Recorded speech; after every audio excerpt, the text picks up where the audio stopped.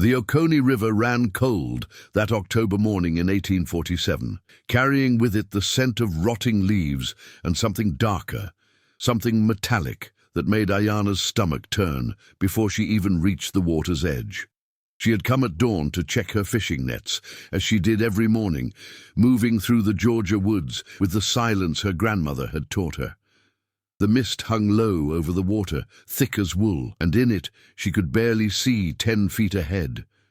But she saw the body. It floated face down among the reeds, one arm caught in the tangled roots of a cypress tree. The current pulled at it gently, rhythmically, like the river was trying to decide whether to keep it or let it go. Aiyana froze on the muddy bank, her bare feet sinking into the soft earth. Her first thought was that it was a deer.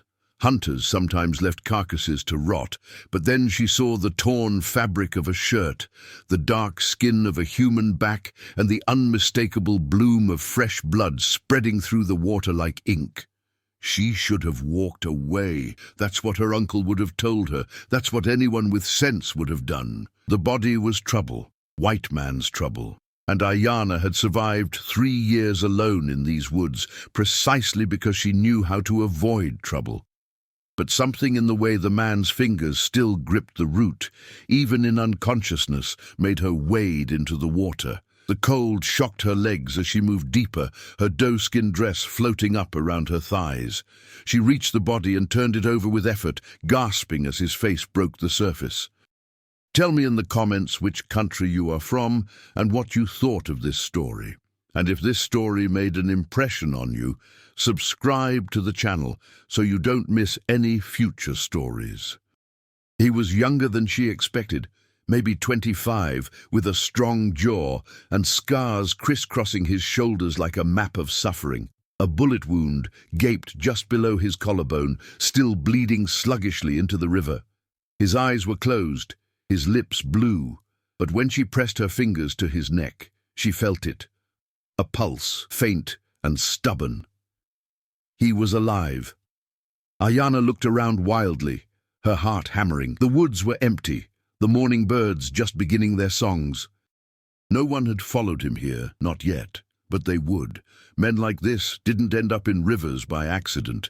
She knew what he was even before she saw the iron collar hidden beneath the water, half broken and crusted with dried blood. A runaway, a slave, and if she helped him, if anyone found out, they would hang her from the nearest tree without a second thought.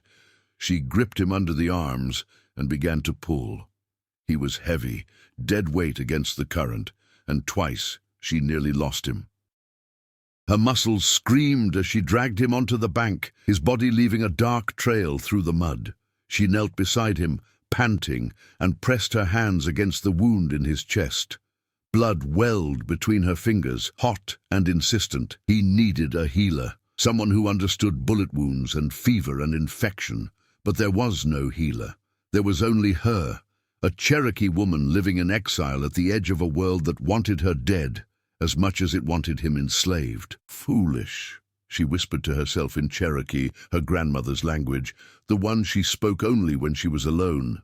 This is foolish, Aiyana. But her hands were already moving. She tore a strip from her dress and bound the wound tightly, then checked his breathing. It was shallow but steady. His skin was cold, his body shaking with shock, and she knew if she left him here, he would be dead by noon, either from the wound or from the men who would come looking. She thought of her cabin, hidden a half-mile into the woods, buried so deep in the pines that even the hunters rarely found it. She thought of the dried herbs hanging from her rafters, the poultices her grandmother had taught her to make, the warm fire that burned day and night in her small hearth. She thought of the last time she had trusted a stranger. That had been 3 years ago, when the soldiers came to drive her people west on what they called the Indian removal.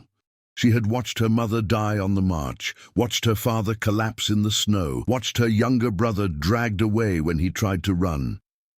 Aiyana had survived only because she had slipped away one night, vanishing into the Carolina mountains and eventually making her way here, to this forgotten corner of Georgia where no one cared about one Cherokee woman living alone. She had sworn then that she would never again put herself at risk for anyone. Survival meant solitude. Survival meant silence.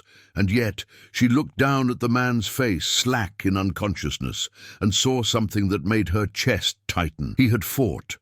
Even now, even broken and bleeding, his body carried the evidence of resistance, the scars, the broken collar, the gunshot wound that proved he had refused to accept his chains. She had seen that same defiance in her brother's eyes the night he tried to run. She had seen it in her own reflection every morning since. "Damn you," she whispered in English, the language of her enemies, the language she had learned from missionaries who came to save her people before betraying them. "Damn you for making me remember." She hooked her arms under his shoulders again and began to drag him toward the woods. Every few feet she had to stop and catch her breath, her back aching, her arms trembling. The forest swallowed them slowly, first the pines, then the oaks, then the thick underbrush that clawed at her legs. She moved by instinct, following the hidden trails she had carved over 3 years, trails that looked like nothing more than deer paths to anyone who didn't know better. The man groaned once, a low animal sound that made her freeze, but his eyes didn't open. She kept moving. By the time she reached her cabin, the sun had fully risen, burning off the mist and painting the forest in shades of gold and green. The cabin was small, barely more than a single room with a stone fireplace and a pallet of furs in the corner, but it was hers. She had built it with her own hands, cutting the logs and sealing the gaps with mud and moss. It sat in a small clearing surrounded by blackberry bushes and wild grapevines, invisible unless you knew exactly where to look. She dragged the man inside and laid him on the furs, then immediately set to work. She stoked the fire until it roared, filled a pot with water from the rain barrel, and began pulling down bunches of dried herbs, yarrow for bleeding, golden seal for infection, willow bark for fever. Her hands moved with practiced efficiency, grinding and mixing, her grandmother's voice echoing in her mind, with instructions passed down through generations.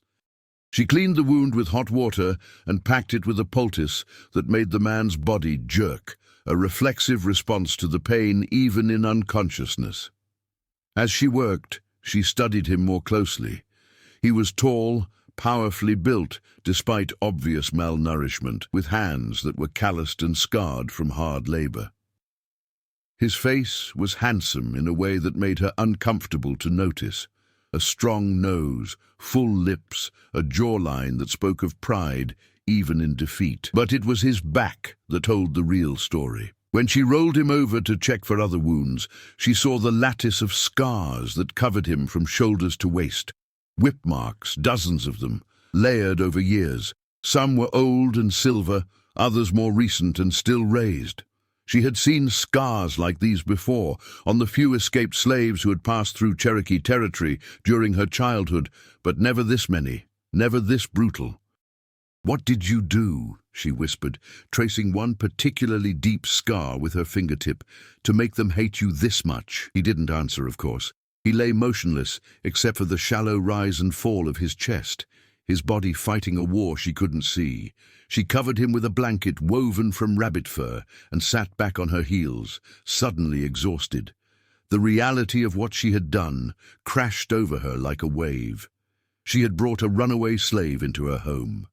She had committed an act that, in the eyes of Georgia law, was worse than murder.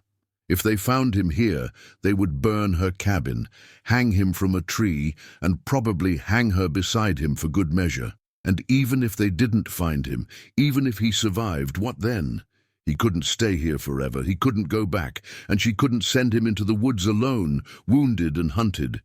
She had trapped herself. Outside, a crow cawed 3 times, a warning call. Aiyana moved to the window, a small opening covered with oiled cloth, and peered out into the forest. Nothing moved in the clearing. The morning was peaceful, deceptively so, with butterflies dancing over the blackberry bushes and a mockingbird singing from a nearby oak. But she knew better than to trust peace. Peace was always temporary in the South. Violence was the only constant. She turned back to the man on her floor. This stranger whose name she didn't know, whose life she had chosen to save for reasons she didn't fully understand. He looked smaller now, more vulnerable, his face slack with fever. She knelt beside him again and placed a cool cloth on his forehead, checking his pulse, still weak, still fighting. "You better be worth this," she said quietly, knowing he couldn't hear her, knowing it didn't matter. "You better survive because I just risked everything for you." The man's eyes moved beneath his closed lids, rapid and frantic, lost in dreams she couldn't reach. She wondered what he saw there, his past, his escape. The moment the bullet tore through his chest, she wondered if he dreamed of freedom, or if, like her, he had learned that freedom was just another word for running. As the morning stretched into afternoon, Aiyana worked in silence, changing his bandages, forcing water between his lips, monitoring the fever that made his skin burn hot as coals. She had delivered herself into the hands of fate, and now all she could do was wait. Wait for him to wake or die. Wait for the hunters to come or pass. Wait for the consequences of mercy to reveal themselves. The river had given him to her, half dead and bleeding. Now she would see if she could give him back his life. Aiyana was changing his bandages when it happened, her fingers working carefully around the inflamed edges of the bullet wound. The fever had broken the night before, finally, after 72 hours of delirium, during which he had thrashed and screamed words she couldn't understand, names of people she would never know, places she had never been. She had held him down through the worst of it, forced water and willow bark tea between his clenched teeth, and prayed to gods she was no longer sure were listening. When his eyes opened, they were brown and clear and filled with confusion. He stared at the rough wooden ceiling of her cabin for a long moment, then slowly turned his head to look at her. Their eyes met, and Aiyana saw the exact second recognition flooded back into his consciousness. The memory of running, of gunshots, of cold water closing over his head. His body went rigid, every muscle tensing as if preparing to fight or flee. "Don't," she said firmly in English, placing a hand on his chest. "You'll tear the stitches." He froze, his breathing rapid and shallow. His eyes moved frantically around the small cabin, taking in the stone fireplace, the bundles of herbs, the deerskin stretched across the window opening. When his gaze returned to her, she saw fear there, raw and undisguised. She understood. He had no idea where he was, who she was, or whether she was friend or enemy. In his world, trust got you killed. "Water," she said, reaching for the clay cup beside her. She lifted his head gently and brought the cup to his lips. He drank greedily at first, then more slowly, never taking his eyes off her face. When he finished, she lowered his head back to the furs and sat back on her heels. "You were shot," she said, her English accented but clear. "I found you in the river 4 days ago. The bullet went through. Clean wound, but you lost a lot of blood. You had fever, but it's broken now." He stared at her for a long moment, and she could see his mind working, processing, calculating. Finally, in a voice rough from disuse, he spoke. "Where am I?" "My home. In the woods near the Oconee River, about 15 miles south of Milledgeville." His eyes widened slightly. Milledgeville, the state capital. He had made it farther than he thought. "You alone here?" "Yes." "Why?" The question was simple, but she heard everything behind it. Why had she saved him? Why had she risked herself? Why hadn't she turned him over to the authorities? It was the same question she had been asking herself for 3 days. "Because I could," she said finally. It wasn't the whole truth, but it was all she was willing to give him. "What's your name?" He hesitated, as if even his name was dangerous. "Samuel. Samuel Freeman, though that second part is more hope than truth." "I'm Aiyana, Cherokee," he said, not a question, but a statement. He had seen her features, her clothing, heard the slight lilt in her English. "Thought they drove all of you west." "They tried." She stood and moved to the fireplace, where a pot of rabbit stew had been simmering since morning. "Some of us refused to go. You alone because you're hiding." She ladled stew into a wooden bowl and brought it back to him. We're both hiding now. Can you sit up?" With her help, Samuel managed to prop himself against the wall, though the effort left him pale and sweating. She fed him slowly, spoonfuls of broth at first, then small pieces of meat. He ate mechanically, his eyes never leaving her face, still assessing, still calculating his chances of survival. "How long before they stop looking?" he asked between bites. "They won't stop, not for a runaway, especially not one who made it this far." She set the bowl aside. "Where did you come from?" His jaw tightened. "Plantation outside Macon. Belonged to a man named Richard Thornton. You heard of him?" She shook her head. "Good. Hope to keep it that way." He touched the bandage on his chest, gingerly. "His son shot me when I ran. Thought he killed me. I made it to the river and just let go. Figured drowning was better than going back. But you didn't drown." "No." He looked at her intently. "You saw to that.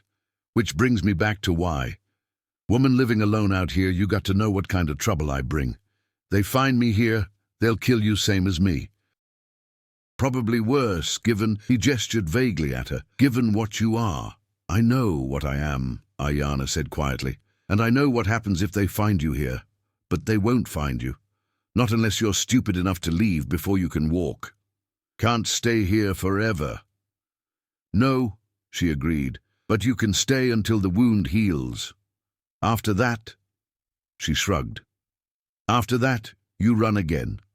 North, maybe, or west, into Cherokee territory. Some of my people might help you." Samuel laughed, a bitter sound. "Your people got problems of their own. Don't need to add a runaway slave to them." "My people are all dead, or walking west," Aiyana said flatly. "I'm the only one left in these woods. So right now, you're my problem, and I don't let my problems die on my floor." Something shifted in Samuel's expression. Surprise, maybe, or respect. He studied her with new interest, seeing past the Cherokee woman who had saved him to the person underneath. "How long you been out here alone?" 3 years since the removal." "Family?" "Dead. All of them." She said it without emotion, the way she had learned to say it, as if the words belonged to someone else's story. "My mother died on the march. Father and brother too. I escaped before they could take me to Oklahoma." Samuel nodded slowly, understanding. They were both refugees, both survivors of a country that had no place for them, both living on borrowed time in these woods. "I'm sorry," he said, and she could hear that he meant it. "Don't be. Sorry doesn't bring them back." She stood and moved to the window, checking the forest beyond. The afternoon sun slanted through the pines, painting everything gold. No movement, no sound except birds and wind. "Tell me about your escape. How many days were you running?" 5, maybe 6. Hard to keep track. Samuel shifted against the wall, wincing. "Left in the middle of the night. Thornton's son had just bought a new slave, a woman named Sarah. He was breaking her in." His voice went hard. "I couldn't watch it anymore. Couldn't hear her screaming and do nothing. So I hit him hard enough that he went down and didn't get up right away. That's when I knew I had to run. They'll be looking extra hard for you then. You attacked a white man." "I know." He met her eyes. "Worth it, though. Even if they catch me, even if they hang me, it was worth it to see him bleed." Aiyana understood that kind of defiance. She had felt it herself the night she slipped away from the removal march, knowing she was condemning herself to a life of solitude and hiding, but unable to accept the alternative. Freedom, even the most limited kind, was worth any price. "The dogs came after you?" she asked. "Second day. I could hear them behind me getting closer. I ran through every creek and stream I could find, but they kept coming. That's when young Thornton caught up with me, him and 3 others on horseback. They cornered me near a cotton field. I fought them." He touched his chest again. "That's when he shot me. I fell, pretended to be dead until they got close. Then I ran again, made it to the river and went in. Let the current take me. Thought I was done." "You almost were. Another hour in that water, and you would have been." They sat in silence for a moment. the weight of their shared danger settling over them like a shroud. Outside, a dog barked in the distance, probably just a farmer's hound, but it made them both tense. Aiyana moved to the window again, her body coiled and ready. "They come this far into the woods?" Samuel asked quietly. "Sometimes, hunters mostly, but slave catchers too if they think someone's hiding runaways." She turned to face him. "That's why you need to stay quiet. No fires during the day, no noise after dark. If anyone comes near, you hide in the root cellar under the floor. Understand?" He nodded. "You done this before? Hidden runaways?" "No, you're the first." She paused. "You're the first person I've spoken to in 3 years." Samuel stared at her, and for the first time she saw something other than suspicion in his eyes. It might have been pity, or understanding, or just recognition of their shared loneliness. 3 years alone," he said softly. "That's a long time. It's survival." She moved back to his side and checked his bandages. The wound was clean, healing well despite the circumstances. "You need rest. Sleep if you can. I'll wake you if anyone comes." But Samuel didn't close his eyes. Instead, he watched her as she moved around the cabin, tidying up, preparing more herbs, checking the door. She could feel his gaze following her, questioning, wondering. Finally, he spoke again. "Why'd you really save me, Aiyana?" She stopped, her back to him, hands frozen over the bundle of yarrow she was hanging to dry. It was the question she had been avoiding, the one she didn't have a good answer for. Why had she risked everything for a stranger? Why had she broken her 3 years of careful isolation for a man she didn't know? "I saw my brother in you," she said finally, still not turning around. "The night he tried to escape the removal march, the soldiers caught him. They beat him in front of everyone, beat him until he couldn't stand. Then they shot him. He was 16 years old, and he died in the mud because he wanted to be free." She turned to face Samuel then, her eyes dry but fierce.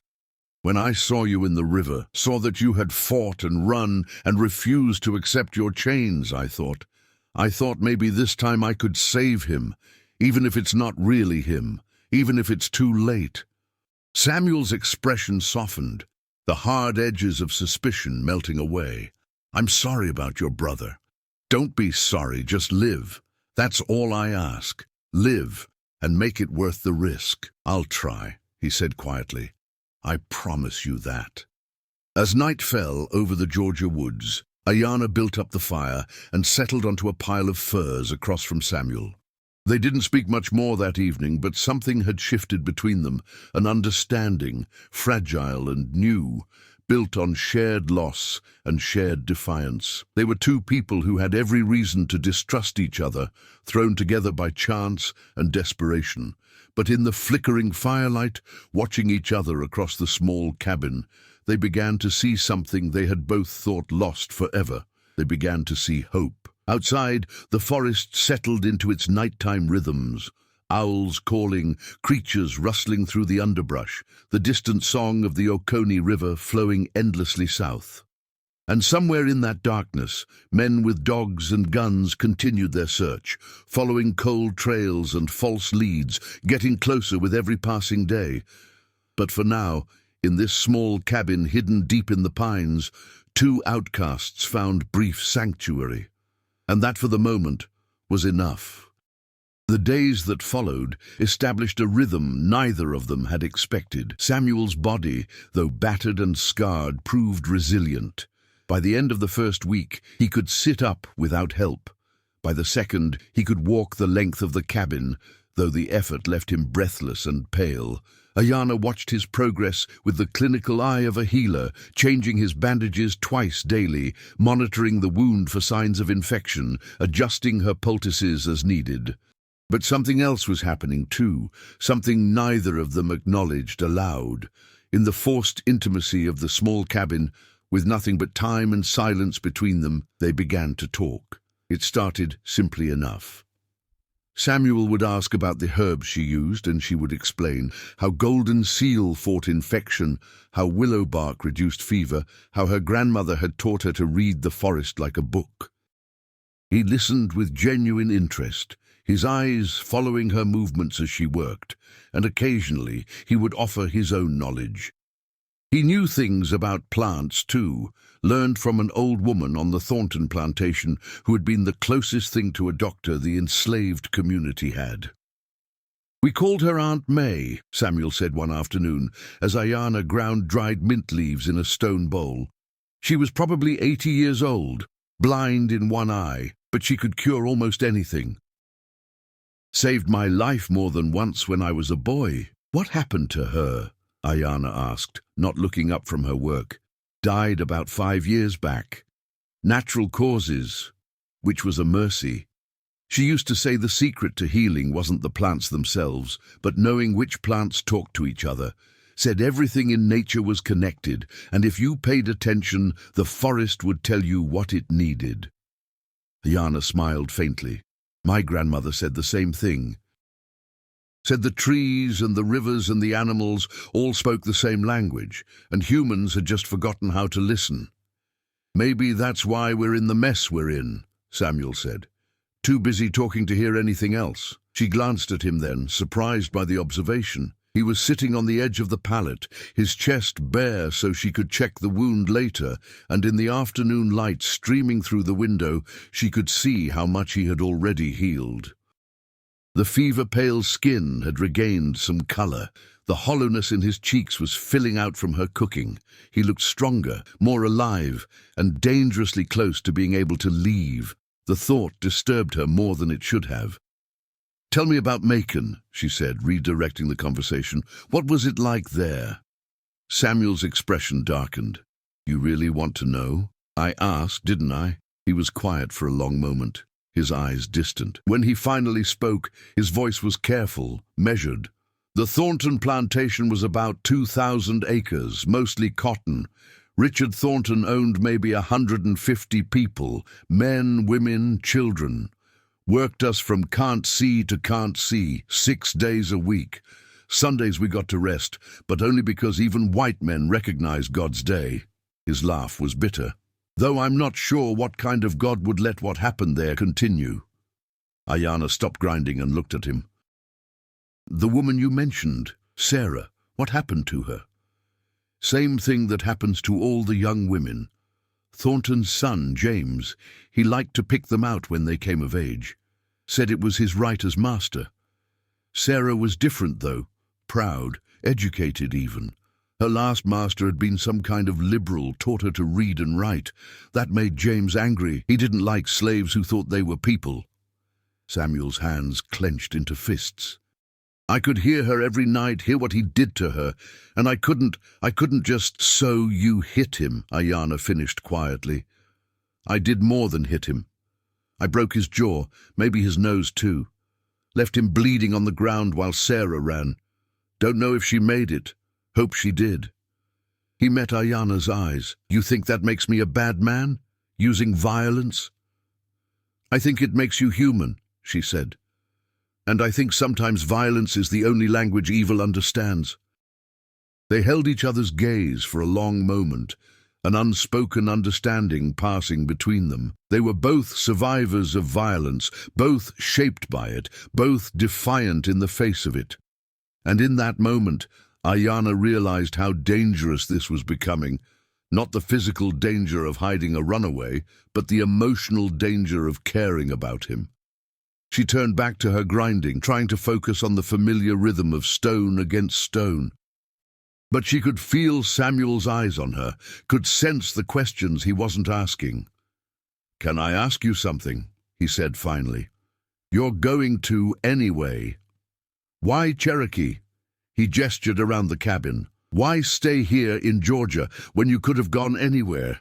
North, west, somewhere safer?" Aiyana set down the stone bowl and walked to the window. Outside, the forest was alive with late afternoon sound, birds settling for the evening, squirrels chattering their territorial disputes, the whisper of wind through pine needles. "This is my home," she said simply. "Not this cabin, but this land, this forest. My people lived here for thousands of years before the white men came. My grandmother was born in a village 20 miles from here. My great-grandmother is buried under an oak tree I can walk to in an hour. How could I leave? Where would I go that wouldn't feel like betrayal? But you're alone. Alone is better than exiled. She turned to face him. My people who went west, the ones who survived the march, they're in Oklahoma now. Indian Territory, they call it. But it's not our territory. It's just another place white men decided we could exist. I chose to stay and hide rather than go and forget. Does that make sense? More than you know, Samuel said softly. I thought about that a lot on the plantation. Thought about what it would be like to be free, to go north maybe, start over. But then I'd think about everyone I'd be leaving behind. My mother, before she died, my sister Lily, who's probably still there, friends who were closer than family. How do you run when part of you stays in chains? But you ran anyway. I did. And every day I wonder if that makes me a coward or a survivor. He paused. What do you think? Aiyana considered the question carefully. I think, she said slowly, that survival requires sacrifice. We both sacrificed connection for freedom. Maybe that doesn't make us cowards. Maybe it just makes us honest about what we can't endure. Samuel nodded, seeming to accept this. They fell into a comfortable silence, the kind that only comes between people who understand each other's pain. Outside, the shadows lengthened, and Aiyana realized with a start that evening had arrived. She moved to prepare dinner. More rabbit stew, wild onions, acorn bread she had made that morning. As she worked, Samuel watched her with undisguised curiosity. You do everything yourself out here? Hunt, cook, build, heal? Who else would do it? Impressive. I grew up doing field work, cotton, tobacco, whatever Thornton needed. Never learned much about survival beyond that. Could pick 500 pounds of cotton in a day, but put me in a forest, and I'd probably starve in a week. Then it's good I found you in the river and not wandering the woods, Aiyana said with a small smile, the first real smile she had given anyone in 3 years. Samuel smiled back, and something shifted in the air between them, something warm and dangerous and entirely unexpected. Aiyana felt it in her chest, a flutter of something she had thought dead. She turned away quickly, focusing on the pot, but her hands trembled slightly. They ate dinner as the sun set, painting the cabin in shades of orange and red. Samuel had regained enough strength to feed himself, and he ate with the enthusiasm of someone who had known too much hunger. Between bites, they continued talking, about nothing and everything, about their pasts and the impossibility of their futures, about small things that mattered only because they were sharing them. What's the first thing you'd do, Aiyana asked, if you were really free, not running, not hiding, just free? Samuel thought about it, chewing slowly. I'd find a place with water, a river or a lake. I'd build a house, nothing fancy, just something solid with 4 walls and a door I could lock. And I'd sit on the porch every morning and watch the sun come up, knowing nobody could tell me to move, nobody could sell me, nobody owned me anymore. He looked at her. Oh, what about you? I'd go back to my grandmother's village. I'd rebuild it, bring my people home. I'd plant corn and squash and beans the way she taught me. I'd teach the old songs to children who have never heard them. I'd make it like it was before. She paused. But that's impossible. The village is gone. My people are gone. So instead I stay here and pretend the forest remembers us. Maybe it does, Samuel said quietly. Maybe that's why you feel so at home here. Aiyana looked at him, startled by the gentleness in his voice. In the firelight, his face had lost its hard edges, the perpetual wariness that had defined him since he woke. He looked younger, softer, like someone who might have laughed easily in a different life. And for a moment, she let herself imagine what that life might have been, a world where they were just 2 people meeting by chance, without the weight of slavery and removal and certain death hanging over them. But that world didn't exist. You're healing well, she said, breaking the moment. Another week, maybe 2, and you'll be strong enough to travel. The reminder of his eventual departure seemed to dim something in Samuel's eyes. Where would I even go? North? Follow the river to Tennessee, then keep going. There are people who help runaways, safe houses and secret routes. It's dangerous, but it's possible. You ever think about going north? Every day, she admitted. But like I said, this is home. I can't leave it, even if staying kills me. That makes two of us stubborn enough to die for principle, Samuel said with a wry smile. They cleaned up after dinner in companionable silence, falling into an easy rhythm that felt practiced, despite being only days old. Aiyana banked the fire for the night, while Samuel arranged the furs on his pallet. When she turned around, she found him watching her again with that intense, searching gaze.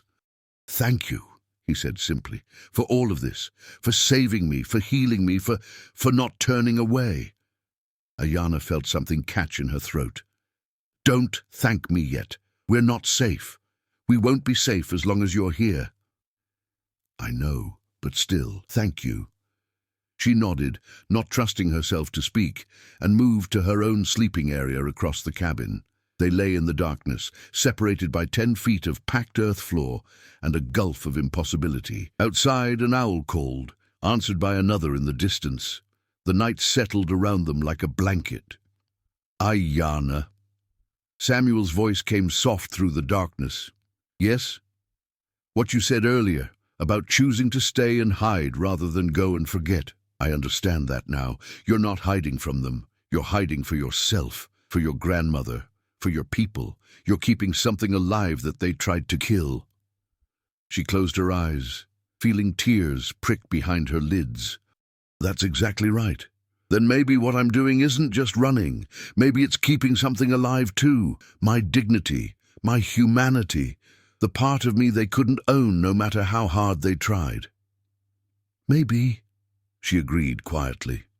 They said nothing more that night, but as Aiyana drifted into sleep, she felt something she hadn't felt in 3 years. She felt less alone, and that feeling, as dangerous and impossible as it was, wrapped around her heart like warmth returning to frozen ground.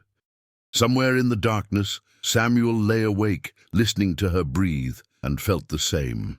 The hunters arrived on a Tuesday morning, 3 weeks after Aiyana had pulled Samuel from the river. She was outside gathering wild mushrooms when she heard them. The distant baying of hounds carried on the wind, still far off, but getting closer. Her blood turned to ice. She dropped the basket and ran back to the cabin, her heart hammering against her ribs. Samuel was sitting by the fire, his shirt off, while he checked the nearly healed wound on his chest. He looked up when she burst through the door and immediately read the terror in her face. "Dogs," she said simply. He was on his feet instantly, all traces of casual morning comfort gone. "How far?" "Maybe a mile, maybe less. They're coming from the east." She moved to the fireplace and began scattering the coals, covering their presence. The root cellar, now. Samuel didn't argue. They had practiced this, talked about it, prepared for it, even though part of them had hoped it would never happen. He pulled on his shirt and moved to the corner of the cabin where a section of the floor lifted to reveal a narrow space below, barely 4 feet deep, dug into the red Georgia clay, lined with stones to keep it from collapsing. It was meant for storing vegetables and dried meat through the winter, but today it would serve a different purpose. Samuel lowered himself into the hole, and Aiyana handed down a water skin and a knife, just in case. Their eyes met, and in that brief moment 1,000 unspoken words passed between them. "If they take me," he said quietly, "you tell them you found me here, that you were going to report me. You understand? You don't protect me, you survive." "Don't talk like that," she said, her voice sharp with fear. "Just stay quiet. Don't move. Don't make a sound, no matter what you hear." She lowered the wooden panel back into place and quickly scattered furs and baskets over it, making the floor look undisturbed. Then she moved through the cabin with practiced efficiency, hiding anything that might suggest 2 people lived here. Samuel's extra water cup, the larger portions of food, the second sleeping pallet she had made for him when he complained of back pain. All of it disappeared into corners and under cloth. The baying was getting closer now, maybe half a mile. She could hear the dogs clearly, and beneath their howling, the voices of men calling to each other. Her hands shook as she straightened her dress, ran fingers through her hair, tried to make herself look like a woman who had been doing nothing more suspicious than morning chores. She grabbed her basket and stepped outside, closing the door behind her. The morning was beautiful, mockingly so. Clear sky, warm sun, birds singing in the pines. She forced herself to walk calmly toward her small garden plot, kneeling among the bean plants as if she had all the time in the world. She picked a few beans, dropped them in the basket, and waited. The dogs broke through the tree line first. 3 of them, massive bloodhounds with slobbering jaws and wild eyes. They charged into the clearing, baying frantically, and converged on her cabin. Aiyana's heart stopped, but she forced herself to stay still, to keep picking beans, as if vicious dogs appeared in her garden every day.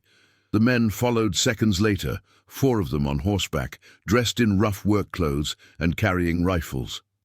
They reined in their horses at the edge of the clearing, taking in the scene with suspicious eyes. The dogs were going mad at her cabin door, clawing at the wood, howling with frustrated bloodlust. One of the men dismounted, tall and lean with a weathered face and cold blue eyes. He wore a star-shaped badge pinned to his vest, a lawman, or close enough. He approached Aiyana slowly, his hand resting on the pistol at his belt. "Morning, Mom," he said, his voice carrying the slow drawl of deep Georgia. "Name's Crawford, County Sheriff. You live here?" Aiyana stood up slowly, wiping dirt from her hands, making herself meet his eyes. "I do." Crawford's eyes swept over her, taking in her Cherokee features, her simple doe-skin dress, the careful way she held herself. "You alone?" "I am." "How long you been living here?" 3 years. He nodded slowly, as if confirming something he already suspected.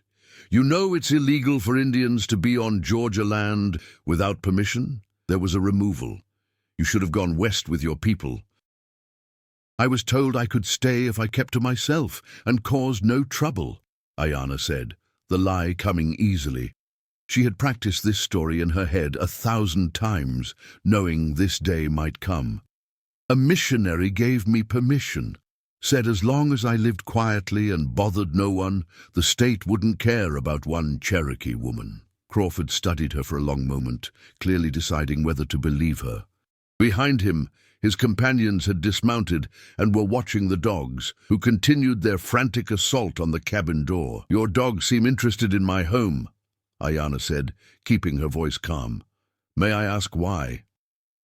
"We're tracking a runaway slave," Crawford said bluntly. "Escaped from a plantation near Macon about a month ago. Dangerous Negro, attacked his master's son, nearly killed him. We've been following his trail for weeks. Dogs picked up his scent by the river yesterday, led us straight here." He gestured at the cabin. "They seem real sure he's in there." Aiyana forced herself to look confused. "There's no one in my cabin but me. You're welcome to look." Crawford's eyes narrowed. "That's so? Then you won't mind if we do." He nodded to his men, and 2 of them moved toward the cabin, rifles ready. Aiyana's breath caught in her throat, but she forced herself to stay still, to look unconcerned. The men kicked open the door, she would need to fix that later, assuming there was a later, and charged inside with the dogs. For 30 seconds that felt like 30 hours. She listened to them ransack her home. Furniture scraped across the floor. Baskets were overturned. She heard the crash of her clay water jug breaking. The dogs were wild now, their baying echoing through the small cabin, and Aiyana prayed silently to every god she knew that Samuel would stay quiet, stay still, stay invisible. Finally the men emerged, looking frustrated. "Nothing, Crawford," one of them said. "Just one room, no sign of anyone but her." But the dogs were still going crazy, circling the cabin, scratching at the walls. One of them kept returning to the same corner, the corner where the root cellar lay hidden beneath furs and baskets. Crawford noticed. "Check the floors," he ordered.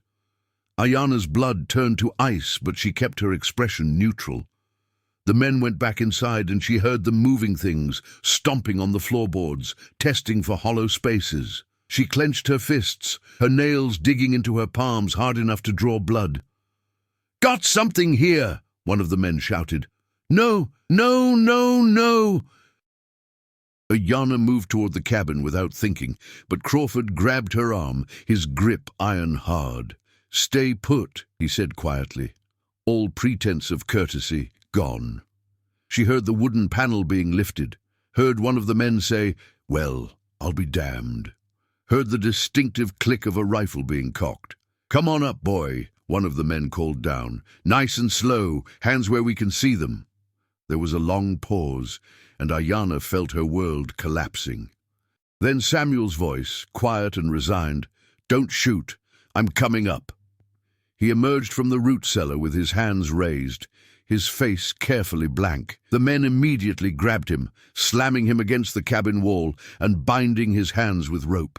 One of them hit him in the stomach, an unnecessary act of cruelty that made Aiyana jerk against Crawford's grip. "Easy now," Crawford said, holding her in place. "Don't make this worse for yourself." They dragged Samuel outside, and for the first time since he had surrendered, his eyes found Aiyana's. She saw apology there, and fear, and something deeper that made her chest ache. She shook her head slightly, trying to tell him it wasn't his fault, that she didn't regret anything, but she didn't know if he understood. Crawford released her arm and walked toward Samuel, studying him with interest. "You're the one from the Thornton plantation. Samuel, isn't it? Heard about you. Heard you put young James Thornton in bed for 2 weeks with the broken jaw." Samuel said nothing, his jaw set, his eyes fixed on some point in the distance. "Cat got your tongue." Crawford stepped closer, his voice turning ugly. "Or maybe you just don't know how to speak respectfully to white men. That your problem, boy?" Still, Samuel stayed silent, and Aiyana saw the rage building in Crawford's face. He backhanded Samuel across the face, hard enough to split his lip. Blood ran down Samuel's chin, but he didn't make a sound. "You'll talk eventually," Crawford said. "Mr. Thornton's offering a $200 reward for your return. Wants to make an example of you. Personally, I hope he takes his time." He turned to his men. "Tie him to my horse. We're heading back to Milledgeville." As the men moved to obey, Crawford turned his attention back to Aiyana. "As for you, Cherokee, you got a lot of explaining to do. Hiding a fugitive slave is a serious crime. We could hang you for it." "I didn't hide him," Aiyana said, forcing steel into her voice. "I found him in my root cellar this morning. I was about to come report it when you arrived." Crawford laughed, a cruel sound. "That's so. Then explain why the dogs picked up his scent all over your cabin. Explain why there's bandages with fresh blood on them in the corner. Explain why you got enough food stored for 2 people. Aiyana's mind raced. "He must have broken in while I was gathering herbs. I'm gone for hours sometimes. He could have—" "Save it," Crawford interrupted. "I wasn't born yesterday. You've been hiding him for weeks, healing him, feeding him. Question is why? What's a Cherokee woman want with a runaway Negro?" "Nothing. I wanted nothing. I was just—" "Just what? Feeling charitable?" Crawford spat on the ground. "More likely you two had something going on." "That it? You been warming his bed while he recovered?" Aiyana felt rage flare hot in her chest, but she fought it down. Showing anger now would only make things worse. "Think what you want," she said coldly. "I told you the truth. Whether you believe it is your choice." Crawford studied her for a long moment, clearly trying to decide what to do with her. Finally, he shook his head. "Lucky for you, I got no interest in dragging a Cherokee woman back to stand trial. Too much paperwork, and the state probably wouldn't care anyway, but you listen to me real careful." He stepped close, his face inches from hers. "You stay out of sight. You don't help any more runaways. You don't cause any trouble, because if I hear your name again, if anyone reports you for anything, I'll come back here and burn this cabin to the ground with you in it. Understand?" Aiyana nodded, not trusting herself to speak. Crawford mounted his horse, and his men followed suit, dragging Samuel behind them like an animal. Samuel's hands were bound, a rope around his neck connecting him to Crawford's saddle. One strong kick from the horse, and he would be strangled. As they prepared to leave, Samuel looked back at Aiyana one last time. Their eyes met across the clearing, and in that moment she saw everything they had built together over 3 weeks. The conversations, the shared meals, the growing trust, and something deeper neither had dared name. She saw it all, and she saw it ending. "I'm sorry," he mouthed silently. She shook her head again, tears now running freely down her cheeks. "Live," she mouthed back. "Just live." Then Crawford kicked his horse into motion, and Samuel was jerked forward, stumbling, but managing to stay on his feet. The other riders followed, the dogs running alongside, and together they disappeared into the forest, heading east toward Milledgeville, and whatever horrors awaited Samuel there. Aiyana stood in the clearing long after they were gone, her body shaking with suppressed sobs. She had known this was coming, had known from the moment she pulled him from the river that it could only end one way. But knowing didn't make it hurt less. Finally, she forced herself to move. She walked to her cabin, stepping through the broken door, and surveyed the damage.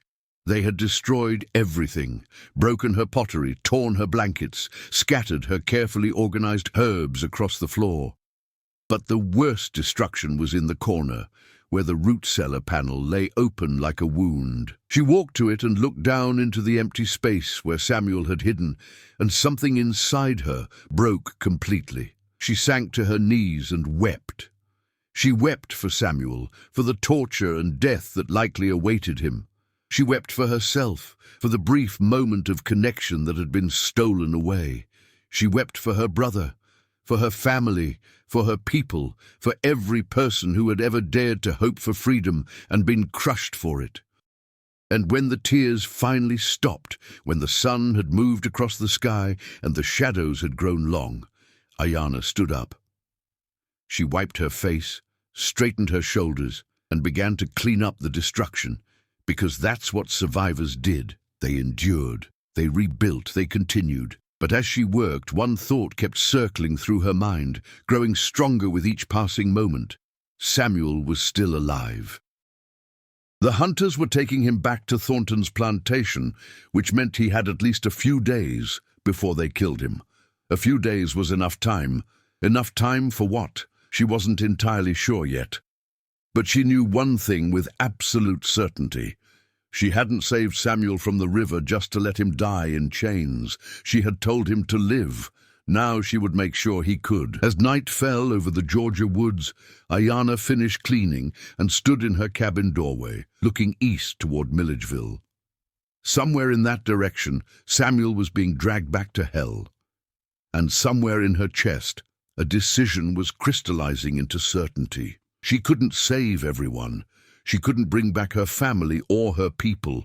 But maybe, just maybe, she could save one man, even if it killed her trying. Aiyana left at first light, carrying nothing but a knife, a water skin, and a small pouch of dried venison.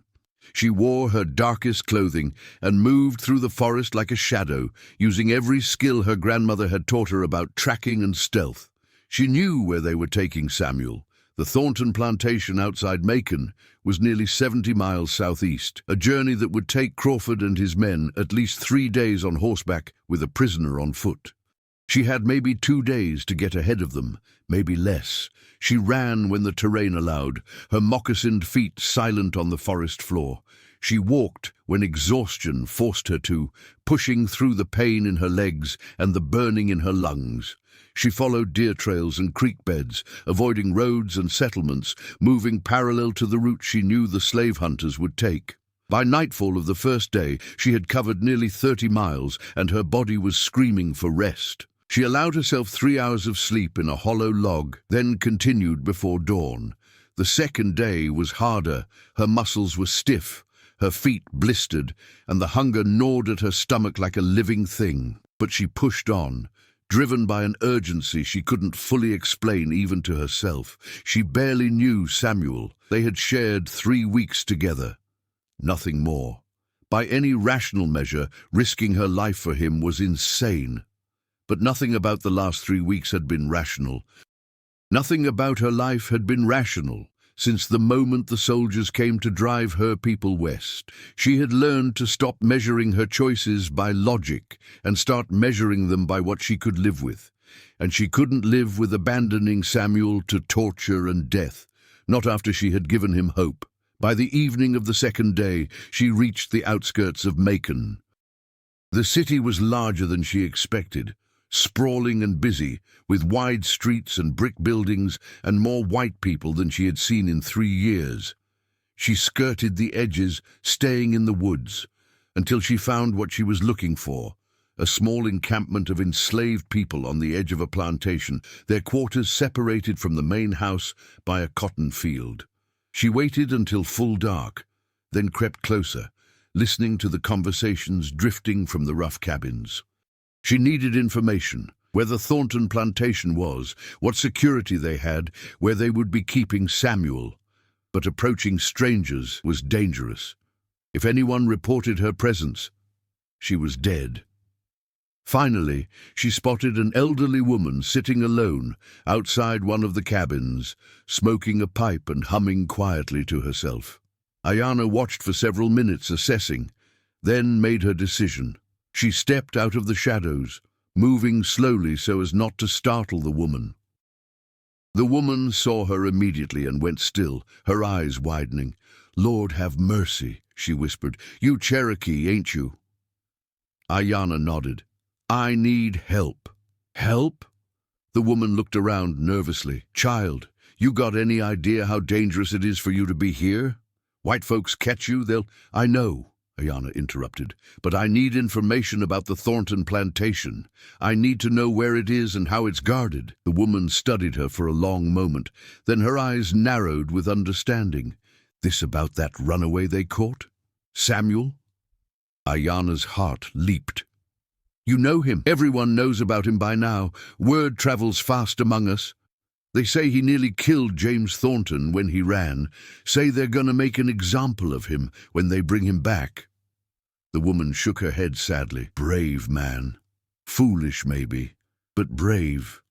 Why you asking about him? I need to get him out." The woman's eyes went wide. "Get him out? Child, you can't be serious. The Thornton place is a fortress. They got overseers, they got dogs, they got armed guards patrolling day and night. Even if you got inside, even if you found him, you'd never get out alive." "I have to try." "Why?" The woman leaned forward, her voice urgent. "What is he to you?" Aiyana hesitated, then said simply, "He's someone worth saving." The woman stared at her for a long moment, then shook her head in wonder. "You're either the bravest person I ever met or the craziest. Maybe both." She took a long drag on her pipe, thinking, "All right, I'll tell you what I know. But you understand. This is likely a death sentence for both of you." "I understand." The woman told her everything, the layout of the Thornton plantation, the routine of the guards, the location of the punishment house where they would likely keep Samuel until his example was made. She drew a rough map in the dirt with a stick, showing Aiyana the best approach through the cotton fields where the blind spots were when the guard shifts changed. "They'll probably hold him for a few days before the punishment," the woman said. "Thornton likes to build anticipation, likes to make the other slaves watch and understand what happens to runaways. Your best chance is before that, before they move him to the public area.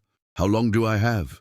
"Crawford left here yesterday morning with Samuel. They'll reach the plantation tomorrow, probably by noon. That gives you maybe 1 night to do whatever you're planning." The woman gripped Aiyana's arm. "But listen to me. If you do this, if you get him out, you can't stop running. They'll hunt you both to the ends of the earth. You understand that?" "I do." "Where will you go?" "North," Aiyana said. "As far as we can get." The woman nodded slowly. "Then God go with you, child. You're gonna need all the help you can get." She paused. "What's your name?" "Aiyana." "Aiyana, I'll remember it. And if you make it, if somehow you pull off this impossible thing, know that your story will spread. We'll tell it in the quarters, pass it along the roads, whisper it in the fields. We'll tell about the Cherokee woman who saved the runaway, about two people who refused to accept their chains.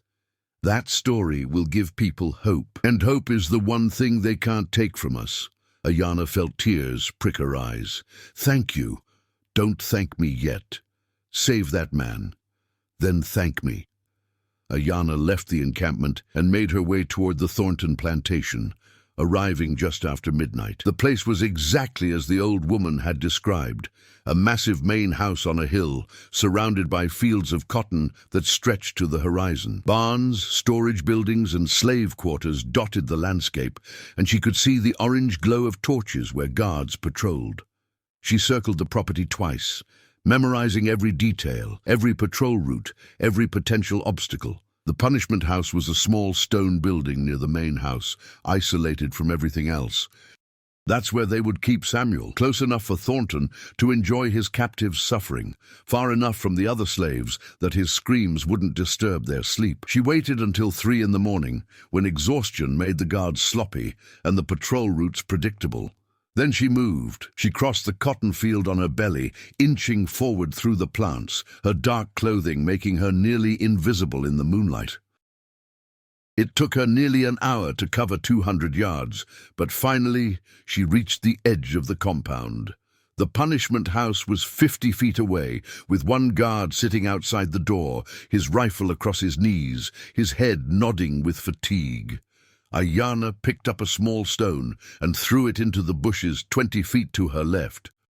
The guard's head snapped up at the sound, and he stood, peering into the darkness. When he took several steps toward the noise to investigate, Aiyana ran.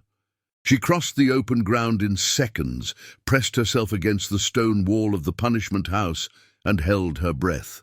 The guard muttered something about animals and returned to his post. She waited until his breathing deepened again, then crept around to the back of the building. There was a small window, barred with iron, but just large enough for her to see inside. She pressed her face to the bars and whispered, "Samuel." For a moment, nothing.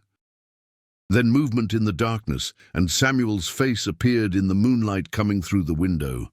His eyes widened in shock and disbelief. "Aiyana?" His voice was barely a whisper. "What are you? You can't be here. They'll kill you. Then we better move quickly." She examined the window bars. They were set deep into the stone, impossible to remove quietly. Is there another way out? The door, but it's locked and guarded.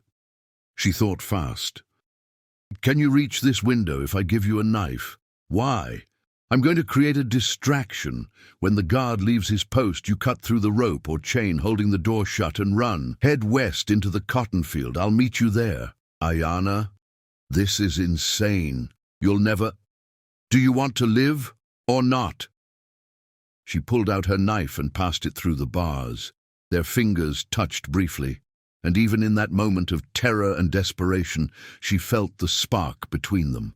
"Trust me." He took the knife, his eyes locked on hers. "If this goes wrong, it won't."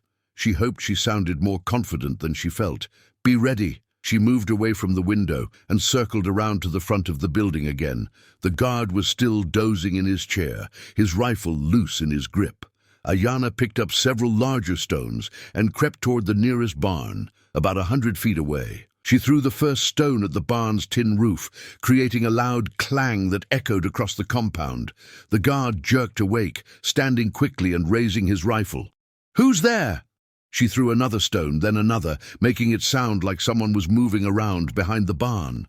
The guard hesitated, clearly torn between investigating and staying at his post. Finally, he made his decision and started walking toward the barn, calling out challenges. The moment he was out of sight, Aiyana ran back to the punishment house. She heard Samuel working frantically at the door, the knife sawing through rope. The sound seemed impossibly loud in the quiet night, and she kept glancing toward the barn, expecting the guard to return at any moment. The door swung open and Samuel emerged, moving stiffly but quickly. Aiyana grabbed his hand, and they ran together toward the cotton field. Behind them she heard the guard shout as he returned to his post and discovered the open door. Within seconds, bells were ringing across the plantation, men were shouting, and dogs were beginning to bay. "Faster!" Aiyana urged, pulling Samuel deeper into the cotton field. They ran bent over, using the plants for cover, zigzagging to confuse the dogs. Samuel was injured and weak, but fear gave him strength. They could hear the pursuit behind them, horses, dogs, men with torches spreading out across the field. They reached the edge of the plantation and plunged into the forest beyond. Aiyana led them to a creek she had scouted earlier, and they waded upstream for nearly a mile, the cold water soaking them but hopefully masking their scent from the dogs. Only when she was sure they had put enough distance between themselves and their pursuers did she allow them to stop, collapsing on the creek bank, both of them gasping for air. Samuel looked at her in the moonlight, his face a mixture of amazement and something deeper. "You came for me," he said, as if he still couldn't believe it.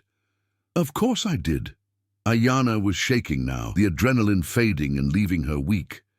"Did you think I'd let them kill you?" "I thought—" He shook his head. "I thought I'd never see you again." They stared at each other, and in that moment everything changed. Without thinking, without planning, they came together in a kiss that tasted of river water and fear and desperate relief. It was brief, just seconds, but when they pulled apart, they both knew that something fundamental had shifted between them. "We have to keep moving," Aiyana said, her voice unsteady. "They'll keep searching." Samuel nodded, but he took her hand and squeezed it. "Thank you. For everything. For my life." "Thank me when we're safe," she said, but she squeezed back. They stood and continued north, moving through the darkness hand in hand, two fugitives with nothing but each other and the slim hope of freedom. Behind them, the sounds of pursuit continued, but the dogs had lost the scent in the creek. They had bought themselves time. Now, they just had to use it wisely. As dawn broke over the Georgia hills, painting the sky in shades of pink and gold, Aiyana and Samuel finally allowed themselves to rest. They found a small cave, hidden in a rocky outcropping, and collapsed inside, their bodies pressed together for warmth, their breathing synchronized. "Where do we go now?" Samuel asked quietly. "North," Aiyana said, repeating what she had told the old woman. "We follow the river north, through Tennessee, maybe to Ohio. There are people who help runaways, safe houses, and secret routes. It'll be dangerous, but it's possible. What about your home, your cabin in the woods?" Aiyana was quiet for a long moment. "That wasn't home," she said finally. "That was just a place I was surviving. Home is wherever we choose to make it. Together." Samuel pulled her closer, and she let her head rest on his chest, listening to his heartbeat. Outside the cave, the world continued its search for them, but for this brief moment, they were safe. They were together, and that was enough. "I love you," Samuel whispered, the words barely audible. Aiyana closed her eyes, feeling tears slip down her cheeks. "I love you too." They fell asleep like that. Two broken people who had found wholeness in each other, two outcasts who had become family. And when they woke hours later, they would continue their journey north, toward an uncertain future, but one they would face together. Because that's what love was, Aiyana realized, not the absence of danger or pain, but the willingness to face it with someone beside you, and for the first time in 3 years, she wasn't alone anymore. 3 months.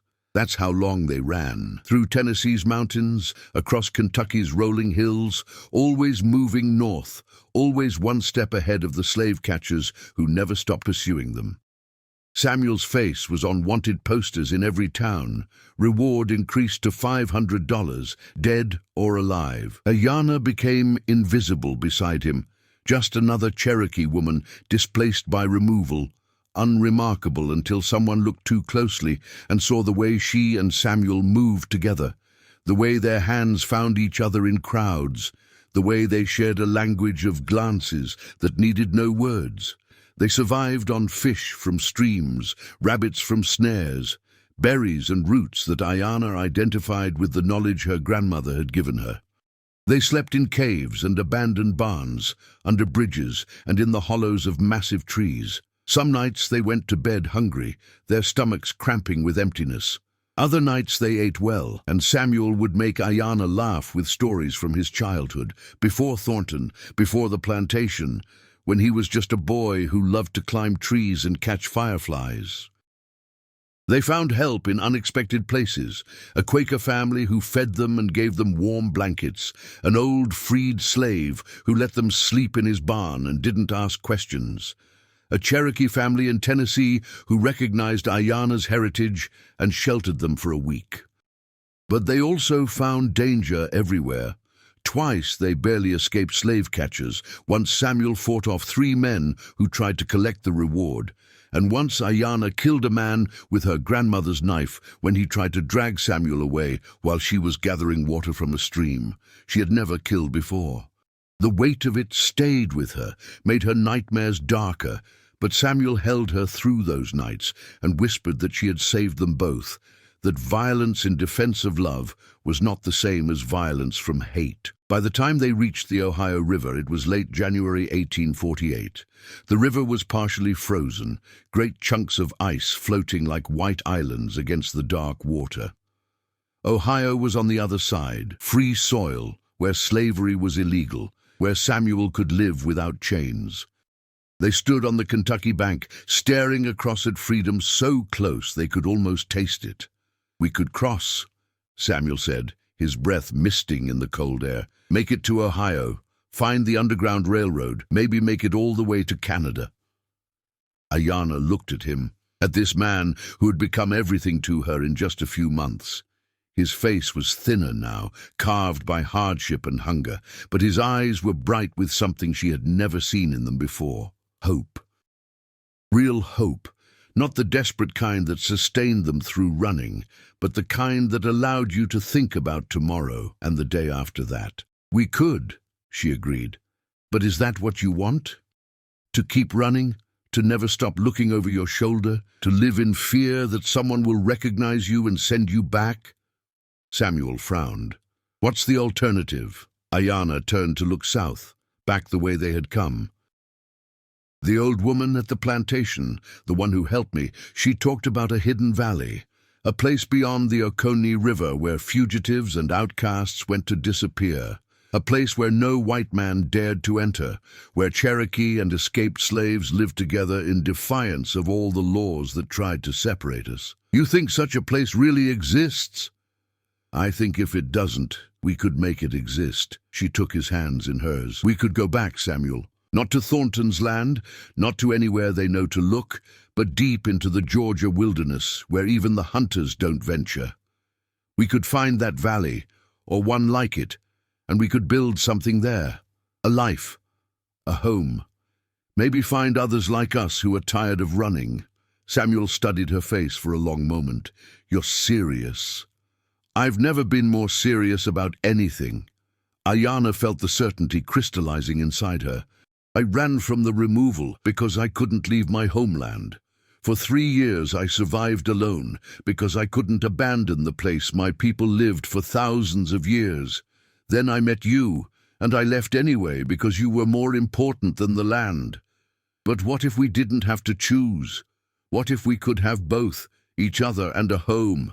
It's dangerous, more dangerous than crossing to Ohio." "Maybe. But it's our land, Samuel, yours by birth, mine by inheritance. And nobody has the right to tell us we can't live there together." Samuel was quiet, thinking. Then slowly, a smile spread across his face. Not the cautious smile she had grown used to, but something bigger, something that transformed his whole face. "A hidden valley," he said, "where mercy became defiance, and defiance became love." "Yes," Aiyana said, smiling back. "Exactly that." They didn't cross the Ohio River that day. Instead, they turned south, back toward Georgia, back toward home. The journey was even harder than the one north had been. They were exhausted, nearly out of supplies, and winter made every day a battle against cold and hunger. But they had purpose now, a destination that was theirs and theirs alone. It took them 6 weeks to make it back to Georgia, moving carefully to avoid towns and plantations, following paths only Aiyana knew. They arrived at the Oconee River in early March, when the first hints of spring were beginning to paint the forest in shades of green. Aiyana led them along the river, deeper into the wilderness than she had ever ventured before, following stories she had heard as a child about sacred places her people had hidden when the white men came. They walked for 3 days, the forest growing denser and wilder around them, until finally they found it. A valley nestled between 2 ridges, accessible only through a narrow pass that was nearly invisible unless you knew where to look. A creek ran through the center, fed by a waterfall that cascaded down the western ridge. The valley floor was open and fertile, ringed by forest so thick it felt like walls, and it was empty, untouched, unsettled, waiting. "Here," Aiyana whispered, tears running down her face. "This is it. This is home." They built their cabin in the center of the valley, using timber from the forest and stones from the creek. It took them all spring and into summer, working dawn to dusk, but they didn't mind. Every log they placed, every stone they mortared, was an act of defiance and hope. They planted a garden, corn, squash, beans, the 3 sisters that Aiyana's grandmother had taught her about. They set snares and fishing lines. They made tools and furniture and a life, and slowly others found them. First came another escaped slave named Thomas, who had heard rumors of a Cherokee woman and a runaway living in the wilderness. Then came 2 Cherokee sisters who had survived the removal but fled the reservation in Oklahoma. Then a family of 3, mother, father, and child, who had escaped from a plantation in Alabama. Then more and more, until by the winter of 1848, nearly 20 people were living in the valley, all of them fugitives, all of them defiant, all of them free. They built more cabins, spread throughout the valley to avoid detection. They established rules: no fires visible from the ridgetops, no loud noise during the day, guards posted at the narrow pass at all times. They shared food and labor and stories, Cherokee and African traditions blending together into something new and beautiful. At night, they sang songs in 2 languages, and the children who were born there grew up knowing both heritages as their own. Aiyana and Samuel's cabin became the heart of the community. She was the healer, teaching others the plant knowledge her grandmother had given her. He was the builder and organizer, using his strength and intelligence to help the settlement thrive. And together, they were the founders, the couple whose love story gave everyone else permission to hope. Years passed. The slave hunters searched, but they never found the valley. The narrow pass was too well hidden, and the few who stumbled close were turned away by warnings and rumors of spirits and curses, stories the settlers spread and cultivated. Occasionally, someone would leave, heading north to try for Canada or west to Cherokee territory, but most stayed. This was home now, earned through suffering and built through love. On their 5th anniversary, counted from the day Aiyana pulled Samuel from the river, they stood on the ridge overlooking the valley at sunset. Below them, smoke rose from 24 cabins. Children played in the creek, and somewhere someone was singing. Samuel put his arm around Aiyana, and she leaned into him, marveling at how this moment had seemed impossible 5 years ago. "Do you ever regret it?" Samuel asked quietly. "Giving up the chance to go to Ohio, to be truly safe?" Aiyana shook her head. "This is safer than anywhere else could have been, not because there's no danger, but because we face it together, all of us." "The old woman was right," Samuel said. "Our story did spread. I've heard it repeated back to me 3 times now by people who didn't know they were talking to me. They call it the legend of the Cherokee woman and the river slave, the mercy that became forbidden love." "It's not a legend," Aiyana said, smiling. "It's just our life. Maybe that's what legends are, just lives that people need to believe in." They stood in silence for a while longer, watching the sun set over their hidden valley, over the home they had built from nothing but defiance and hope. Tomorrow would bring new challenges. There were always challenges, always dangers, always the threat that someone would discover them.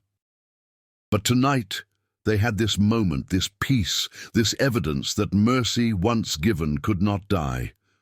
"I would do it all again," Aiyana said suddenly. "Every moment, every danger, every hardship, I would do it all again to get here, to this place, with you."